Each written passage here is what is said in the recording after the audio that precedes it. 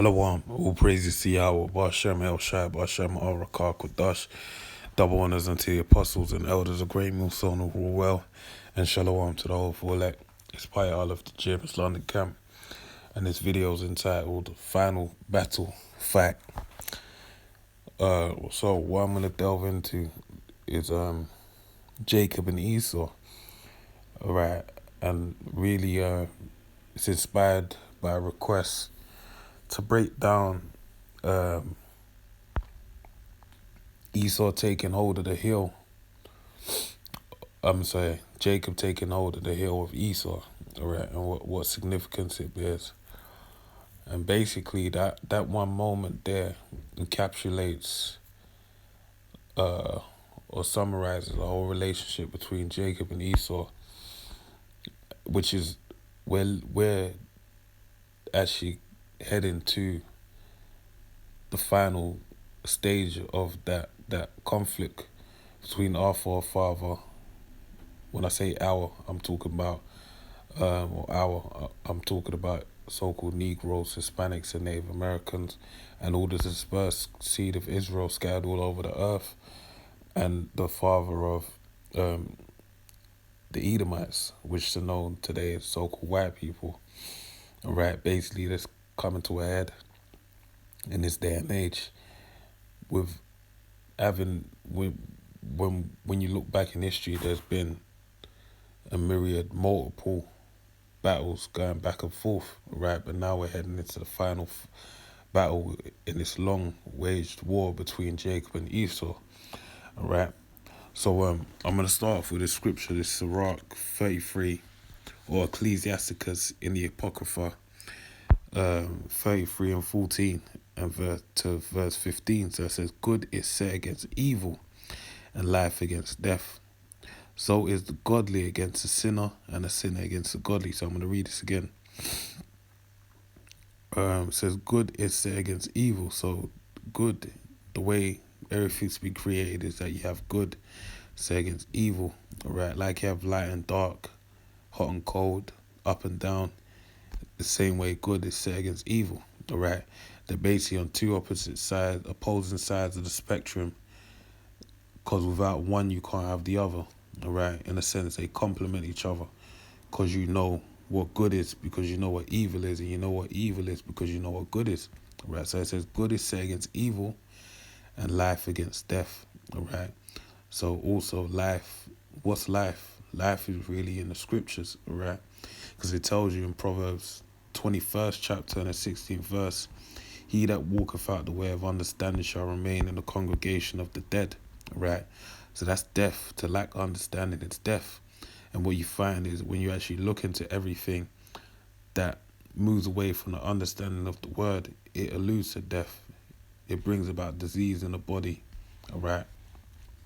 Or the judgments to the penalties of it will be death, if not a chronic death, if not an immediate judgment of death, some form of chronic death or torture in your body. Right, so it says life against death, so is the godly against the sinner. All right, so it brings in to where we want to get to. So it says, so is the godly against the sinner, and the sinner against the godly. So the godly person is against the sinner, and the sinner is against the godly person. Right, so verse 15 says, so look upon all the works of the Most High, and there are two and two, one against another. Yeah, like I said, hot and cold, up and down, dark and light. All right, the Lord made everything on two opposing sides. That's the perfect work of the Heavenly Father. All right, and it's the same thing with what we're gonna delve into dealing with Esau, Edom. All right, because basically it tells you in the book of Proverbs, the 16th chapter, that the wicked was made for the day of evil. All right, so they served their purpose.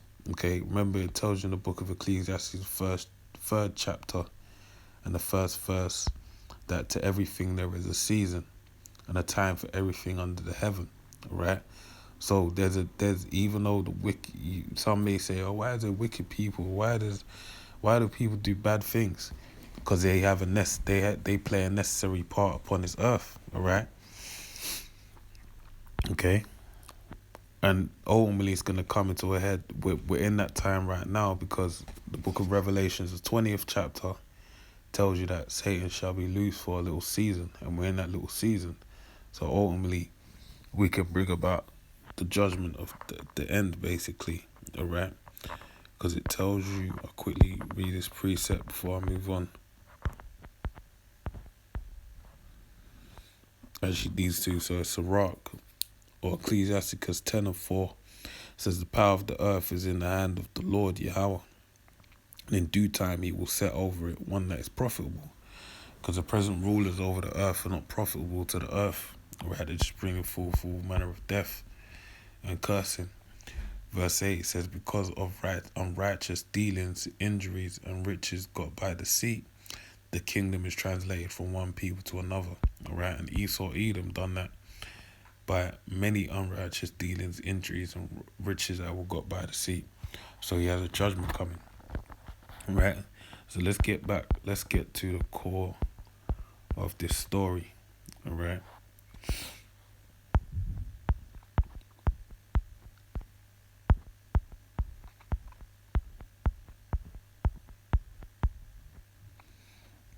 It says Genesis 25:21. I'm going to read down to verse 25. So, and Isaac entreated the Lord Yahweh for his wife because she was barren, right? Because she couldn't bear no children. And the Lord was entreated of him, and Rebekah his wife conceived. So he went unto the Lord in hopes that his wife would have a baby by him, and he was successful, right? She conceived. Basically, she was with seed, all right? So, verse 22, and the children struggled together within her, and she said, if it be so, why am I thus? All right? So she had 2 children in her womb, twins basically, and they were struggling. They were going back and forth with each other, all right? And she said, if it be so, why am I thus? And she went to inquire of the Lord Yahweh, all right? And the Lord Yahweh said unto her, 2 nations are in thy womb, and 2 manner of people shall be separated from thy bowels. So Yahweh basically said unto her that there's 2 nations in her womb. Right? How is there 2 nations in her womb? Was there thousands or millions of people on one side in her womb, or thousands or millions on the other side? No. Right? What it meant was there was 2 men. Right? Because the men hold the seed. Right? The fruit of man is in the loins of man. Basically, when a man has sex with a woman, he shoots his sperm, which the word sperm goes back to the Greek word sperma, which means seed. He shoots his seed into the woman's womb, which acts like the earth, the soil, and fertilizes that seed. And in 9 months, she brings forth a baby out of her. And then, guess what? Through the repetition of that, the man's seed spreading, you can have a nation. All right? So that's what it's talking about. So it's saying these 2 boys inside her womb would establish 2 distinct nations, all right? And it goes on to say, and 2 manner of people shall be separated from thy bowels. Yeah, when you read down, it basically tells you that Esau was a cunning hunter, and Jacob was a plain man dwelling in tents. So one was in the house, a perfect man, because the word there for plain is thumb, which means perfect, and Esau was a man of the field, a hunter. So they had 2 different characters, right? And that's the least of all of them, but a distinction at least, you know. So it says and one people, it says and the one people shall be stronger than the other people, and the elder shall serve the younger, right?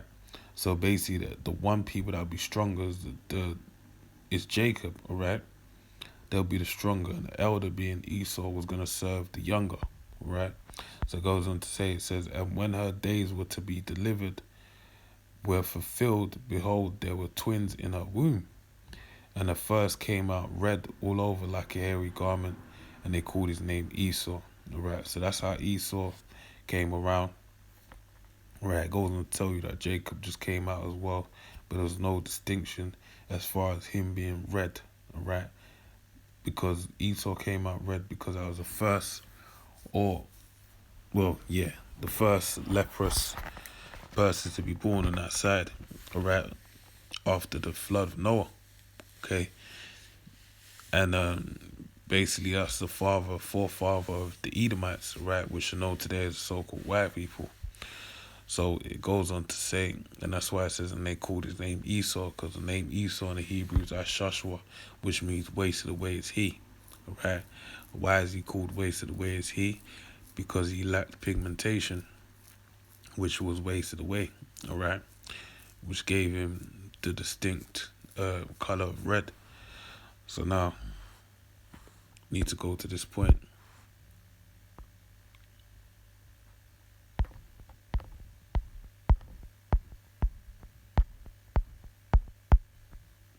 It's the book of 2nd Ezra 6 and verse 7. It reads, it says, Then answered I and said, What shall be the part in the son of the times? And when shall be the end of the first and the beginning of it that followeth? Right?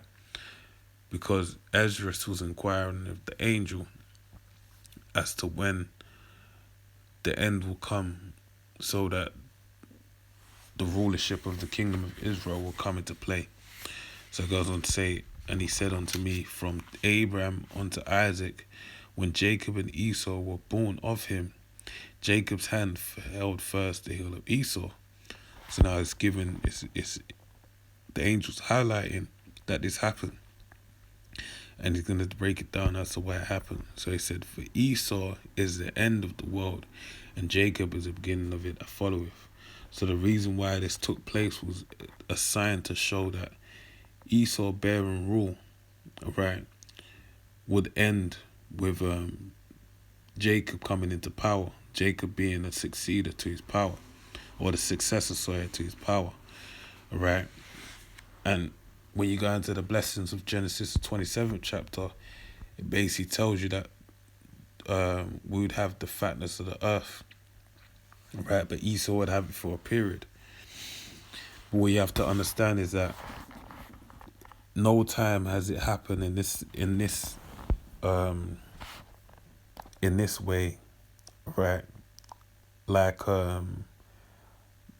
even you had the only time you can say it did happen was the time of the Roman Empire, because Jake came into rulership afterwards. But the difference was that Paul broke it down and said in the book of Thessalonians that there should come a falling away first.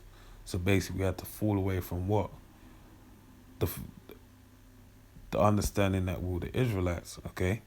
Because that was a prophecy that was yet to play out, that was outlined in the book of Jeremiah, the 17th chapter and the 4th verse, and also in the book of Hosea, the 1st chapter, right? So those prophecies, as the Lord said, he put his word above his name, right? So that whatever he says, it has to happen, all right? He also tells you in Isaiah 11 that his word will not go out of void, all right? So it had to accomplish that. But then now we're in a time where this prophecy stands to be fulfilled, okay? So I'm going to end on this precept here.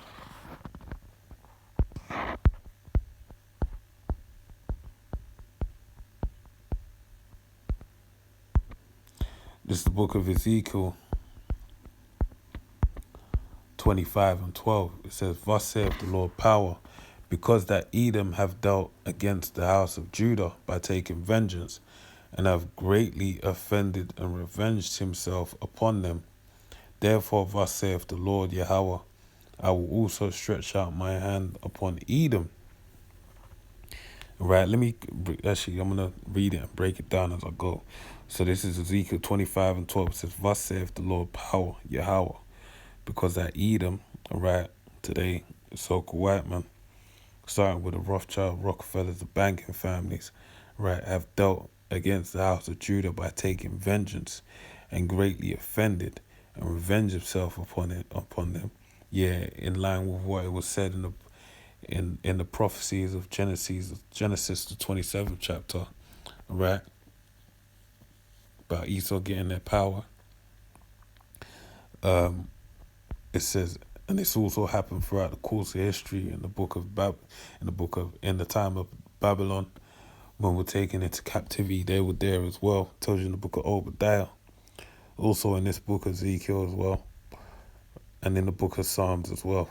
It says, therefore thus saith the Lord power, I will also stretch out mine hand upon Edom, all right, and will cut off man and beast from it. So even the dog's gonna get it as well. And I will make it desolate from Teman and from the Dan, and they of the Dan shall fall by the sword, all right? Because ultimately they're gonna be Satan being divided against saying how shall his kingdom stand.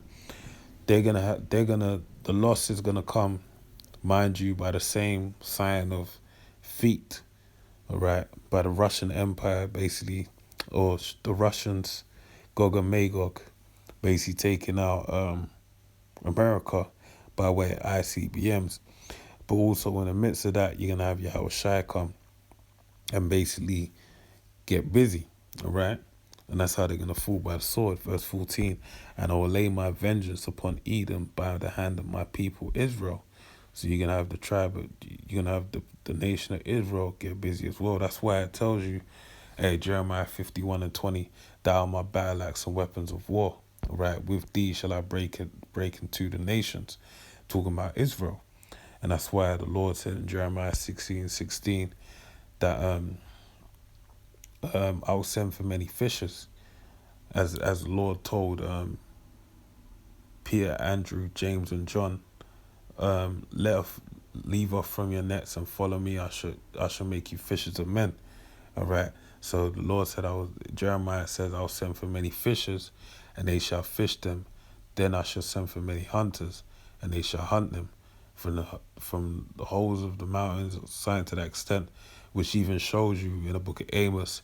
It tells you that they would hide in mountains, and also in the book of Isaiah or Psalms. Actually, I don't remember off the top of my head, but basically that's the spiritual power.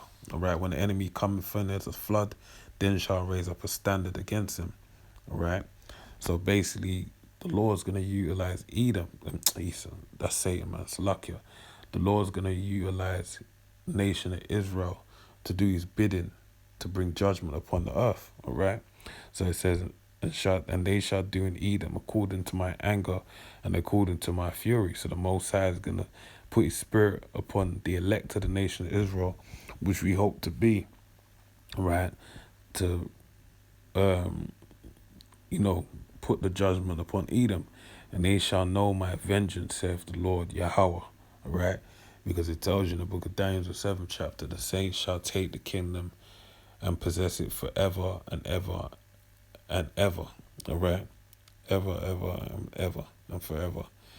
So with that, man, I pray you're edified. Till the next one, say shalom.